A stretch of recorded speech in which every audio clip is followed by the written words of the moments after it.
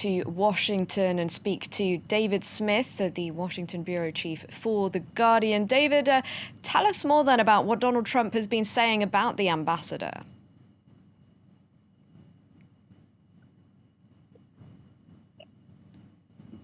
He's really unleashed a tirade in recent days, describing the ambassador as wacky and just not very well liked in Washington. In typical Donald Trump fashion, he hurled several insults at the ambassador and said the good news is there'll be a new prime minister and therefore the ambassador likely to be replaced. Trump also used it as an opportunity to criticize Theresa May over her handling of Brexit.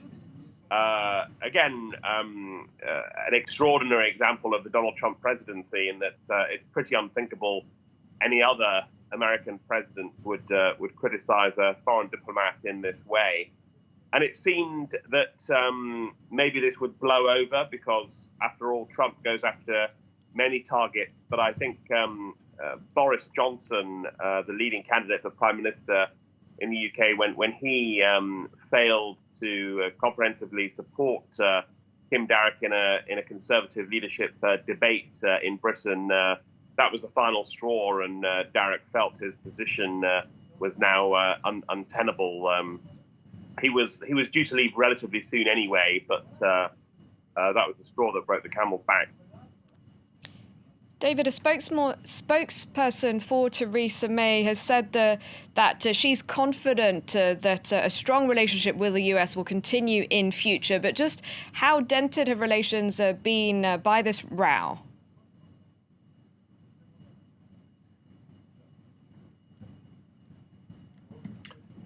It's certainly a blow in the sense that Trump has criticized not only the ambassador, but Theresa May herself.